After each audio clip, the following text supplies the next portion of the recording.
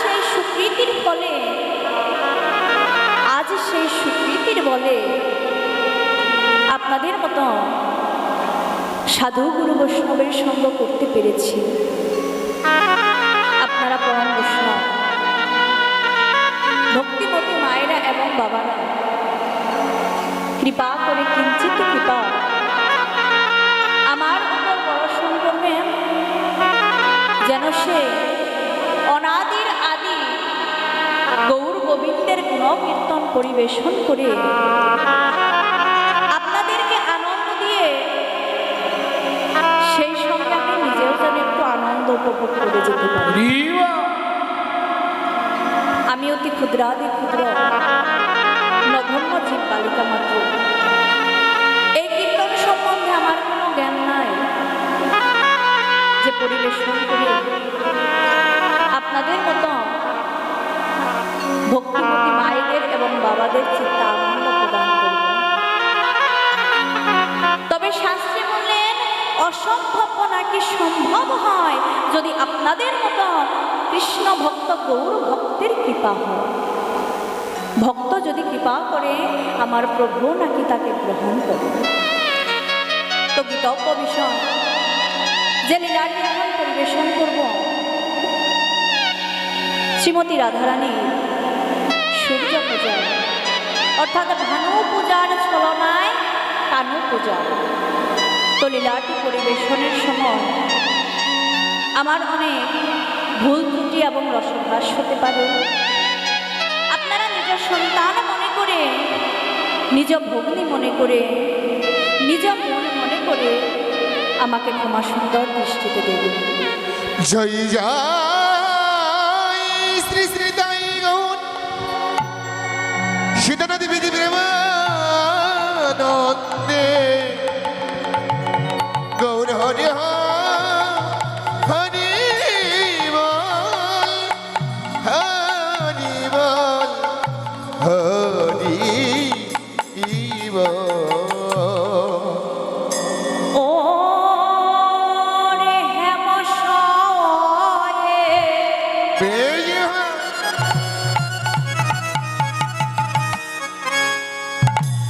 কিবাওতি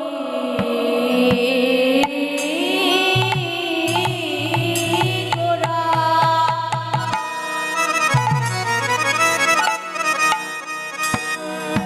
ও গোরা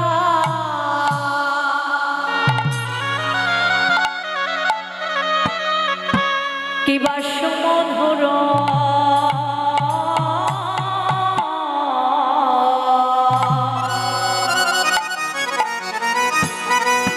হাস্য ধরা।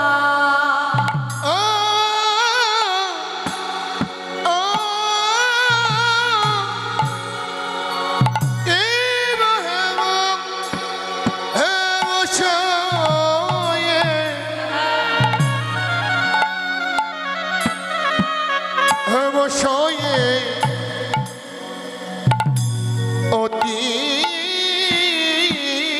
গোরা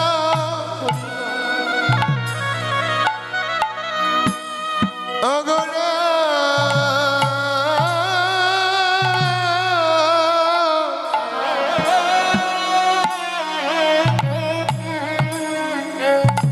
কি সুমধুর হাস্যথরা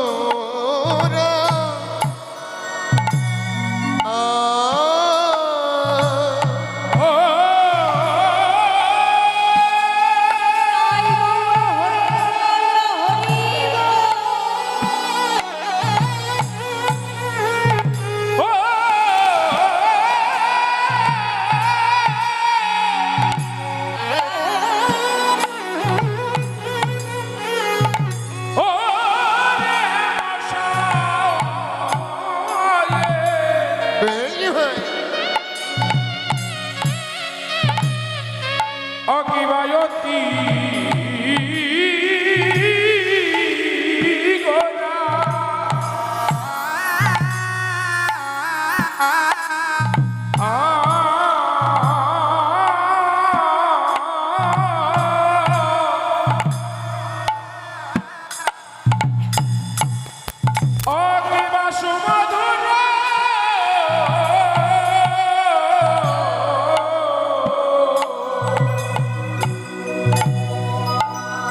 হাসো ধরা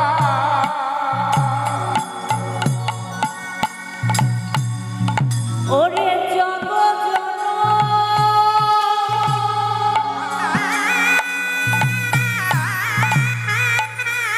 নয় ওয়া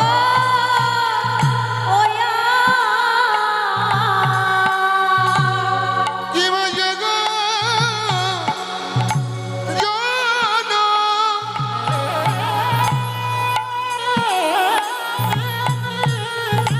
ওরে নয়নে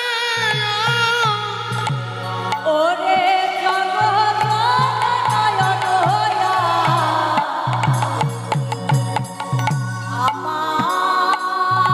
আমারি গোরা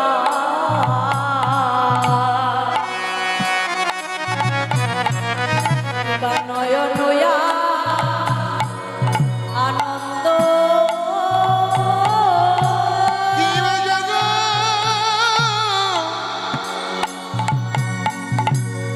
জগ জন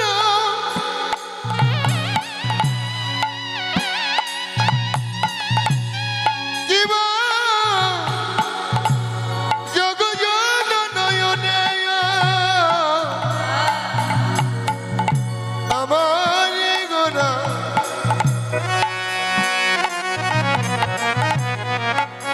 বলি অনন্ত দেবী আহা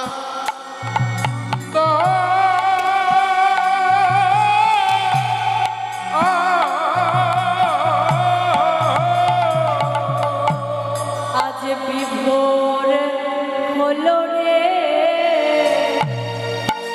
আনন্দ হয় রে আজ আনন্দ হয় রে আজ আনন্দ হয় রে আমার আমার গোরা আনন্দ হয় রে ওরে আমার আমার গোরা আনন্দ হয় রে নাই আমার গোরা এই হয় আনন্দ হয় রে ও আমার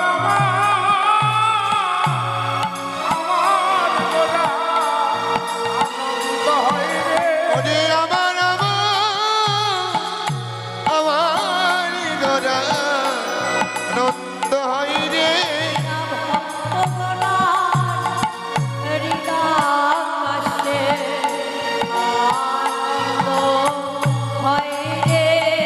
ও ভক্তগণা নিরাকাশে আমার গোরা আনন্দ হয় রে ওরে ভক্ত জন বিনাকাশে আনন্দ হয় রে সেই তো এসেছে সেই তো এসেছে সেই তো এসেছে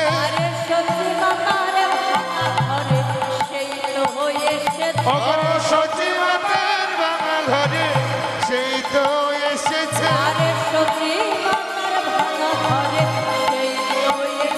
ভগবান সচিবতার ভাঙা ঘরে সেই তো এসেছে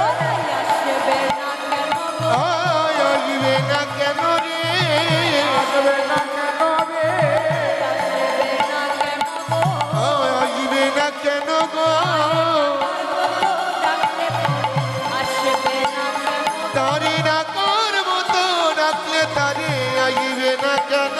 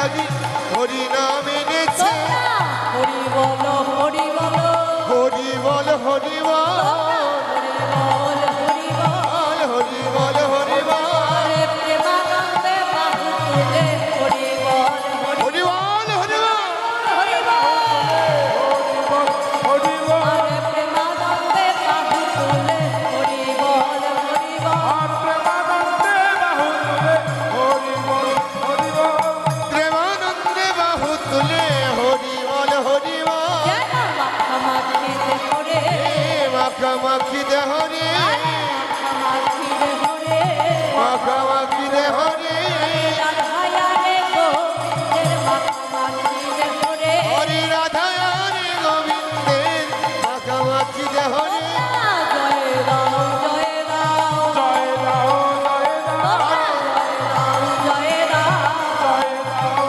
জয় রাও হরি জয় দিলে জয় হবে জয় রাও জয় রাম হরে জয় দিলে জয় হবে জয় দিলে জয় হবে জয় দিলে জয় হবে জয় দিলে জয় হবে হরি বল হরি বল জয় দিলে জয় হবে হরি বল হরি বল আরে জয় দিলে জয় হবে হরি বল হরি বল তোমরা জয় দাও জয় রাম জয় দাও জয় দাও জয় দাও জয় রাম জয় দাও জয় দাও জয় দাও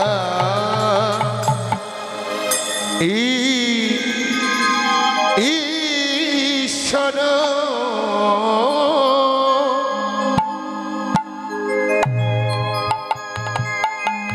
পরম পরম কৃষ্ণ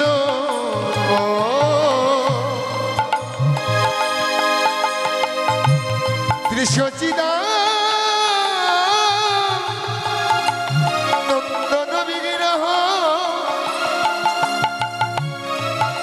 আদি অনয়াদি গোবিন্দ সর্বকারণে সর্বকারণে এর কারণ সর্বকারণে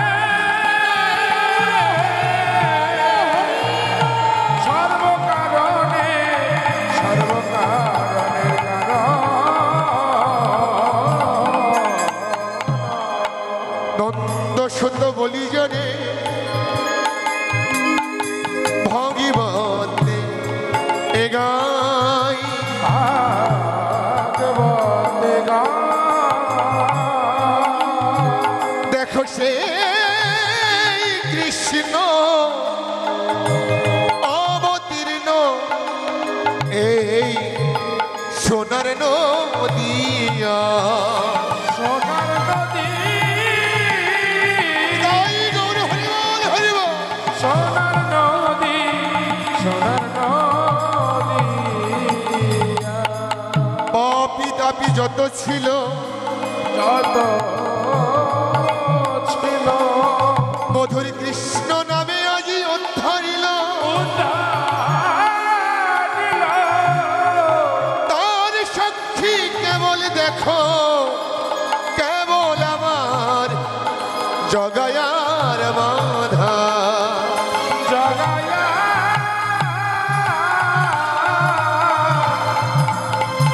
জগায়া জগায়া কোটি কোটি গলির জি কোটি কোটি সাধক সাধিকা বিহীন মিলিঞ্চিত ধান কোনো কালে কিনিবাই আমার গৌর হরি কোন যুগে আর কেউ আনিনি আজ আমাদের গোলকের হরি গোলকের আসনে বনি হরি কাঙালের বেগি ধরি নিজ গোলকে ছাড়ি নদিয়ায় অবতরি বলছি ওরে ভাই পুরুষ নারী ভাই তাদের পায়ে পড়ি এক একবার সবাই মিলে বদনে বলো হরি নিতাই হরি গৌর হরি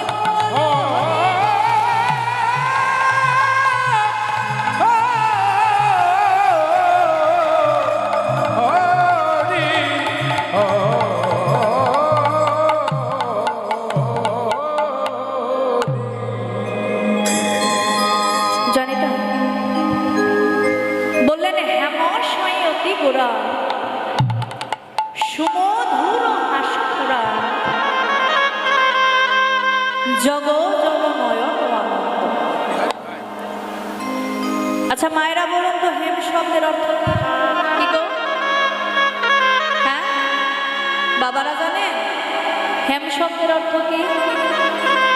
হ্যাঁ দেখেছেন বাবারা জানেন।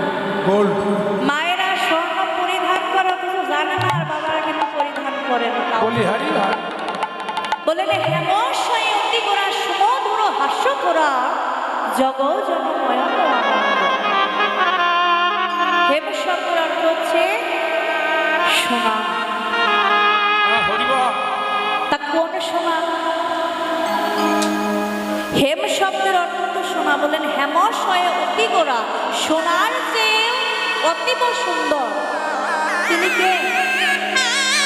আমার গৌরাঙ্গ মহাপ্রভু। এতই তার উজ্জ্বলতা ছিল, উজ্জ্বল বর্ণের ছিল যে সোনার চেয়েও বেশি। তাই তো বলেন হেমশয় অতি গোরা সোনার চেয়েও অতীব সুন্দর আমার গৌরাঙ্গ মহাপ্রভু। তা এখানে যে বললেন যে হেম হেম শব্দের অর্থ হচ্ছে সোনা, এখানে যে সোনা বললেন তা কোন সোনা গো? কোন সোনা? সোনা তো অনেক প্রকারের আছে, আছে না বাবা? হাতে সোনা, কানে সোনা, গলায় সোনা, নাকে সোনা, উপাসনা। তাহলে বললেন আমার গৌর হরি কোন সোনা? সোনা তো অনেক প্রকারের আছে, হাতে সোনা, কানে সোনা, গলায় সোনা, নাকে সোনা, উপাসনা। তাহলে গৌর হরি আমার কোন সোনা? এত বৈষ্ণব কবি এই জগতে জীবকে ডেকে ডেকে বলছো, হে জগতে জীব তোমরা যে সোনা অঙ্গে পরিধান করো এই সোনার সঙ্গে আমার গৌর হরির তুলনা করো। কেননা মা এই জগতে কেউ যদি সোনা অঙ্গে পরিধান করে তার দেহে মান বাড়ে, গৌরব বাড়ে, অহংকার বাড়ে, বাড়ে না বাবা? হ্যাঁ কারো যদি অনেক সোনা থাকে সে যদি রাস্তা দিয়ে অঙ্গে সোনা পরিধান করে যায় তাহলে কি তার থেকে যে নিম্ন স্তরের যে থাকে তাকে কি সে মানুষ মনে করে না? কিন্তু এটাই তো অহংকার। তাই প্রভু বললেন, আমার বৈষ্ণব কবি বললেন, ওহে জগৎ জীব যে সোনা তোমরা হাতে পরো, কানে পরো, নাকে পরো, গলায় পরো এই সোনার সঙ্গে আমার গৌর হরির তুলনা করো। কেননা এই জাগতিক জগতে কেউ যদি সোনা অঙ্গে পরিধান করে তার দেহে মান বাড়ে, গৌরব বাড়ে, অহংকার বাড়ে।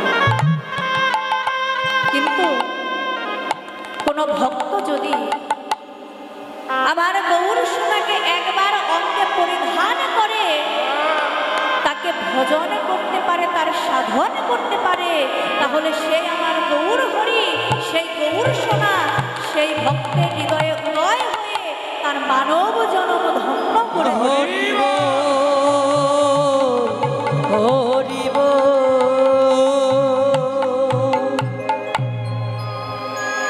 তাই তো একদিন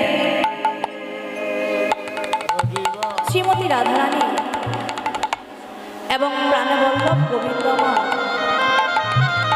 মধুময় শ্রী বৃন্দাবনে পালঙ্ক মাঝে বসে আছে। এমন সময় গোবিন্দ বলছে, মায়ের একটু মনোযোগ দেবেন, আনমনস্ক থাকলে কিন্তু আমার কথা আপনারা বুঝতে পারবেন না। তো সে গোবিন্দ বলছে, হে প্রেমময়ী রাধে, ঠেকিলাম রায় তোমায় প্রেম দায় তবু প্রেম মূল্য রতন। দেনা হলেন কার্যবিধান। ক্ষত লিখিলাম নিজ হাতে, ক্ষত রইল তব হাতে, ঘাতক কৌলানন্দ সুতে, যাব আমি নদিয়া। গোবিন্দের এই কথা শুনে শ্রীমতী রাধারানী সেই গোবিন্দকে বলছে, হে প্রাণ বল্লভ গোবিন্দ, মধুময় এই শ্রী বৃন্দাবনে তোমার একটা কিসের অভাব হয়েছে? মধুময় এই শ্রী বৃন্দাবনে তোমার এত কিসের সংকট হয়েছে, যার জন্য তুমি নদিয়ায় যাবে? এ কি বলছো তুমি? হে গোবিন্দ, আমি থাকতে আমি তো তোমাকে নদিয়ায় যেতে দেব না। এই মধুময় শ্রী বৃন্দাবনে কিসের সংকট হয়েছে, কিসের অভাব হয়েছে, যার জন্য তুমি এই বৃন্দাবন পরিত্যাগ করে সেই নদিয়ায় যাবে? তখন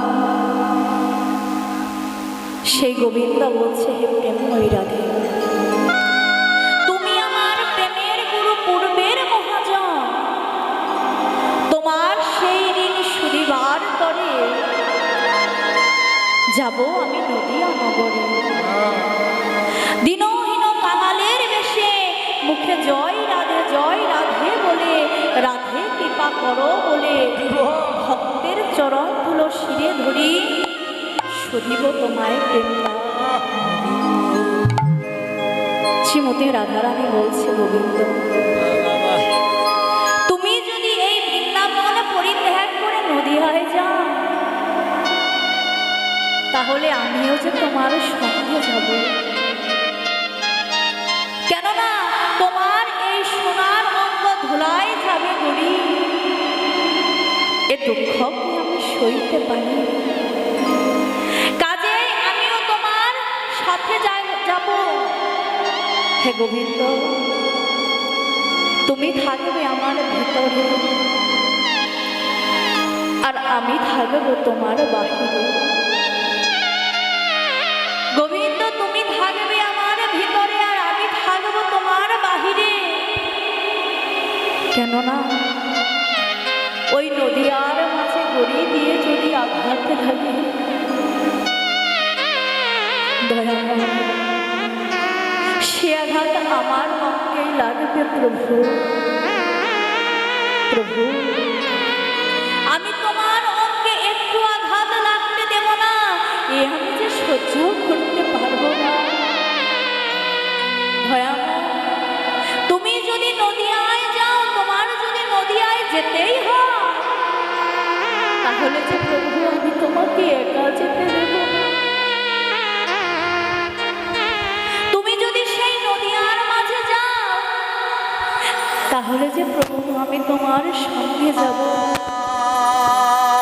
কেননা তোমার এত সুন্দর সোনার অঙ্গ, যে অঙ্গে নাকি একটু দাগের আঘাত লাগাবে। প্রভু, এই দেহটা নিয়ে তুমি যদি সেই নদিয়া মাঝে যাও, সেখানে ধুলায় তো কত কিছুই না থাকে, যদি তোমার অঙ্গটা সেখানে কোনো অঙ্গে আঘাত লেগে যায়। তাই প্রভু, আমি তোমার সঙ্গে যাব, তুমি থাকবে আমার ভিতরে, আর আমি থাকবো বা তোমার বাহিরে। তাই আজ বৃন্দাবনের রসরাজ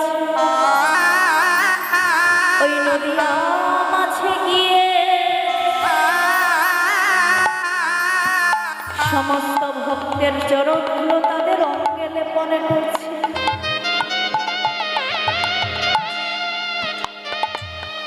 যখন অঙ্গে ধুলো লেপন করছে, তখন তো সেই শ্রীমতী রাধারানী তার সঙ্গে গেছে। তখন তাদের কি হয়েছে জানো? তারে দেখলে নয়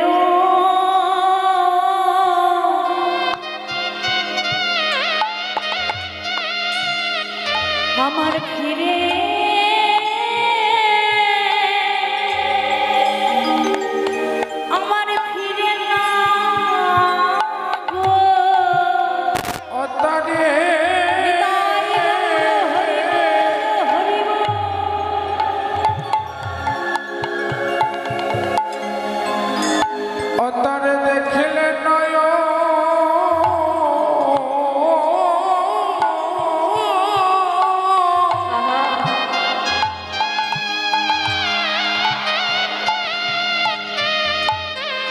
নয়ন ফিরে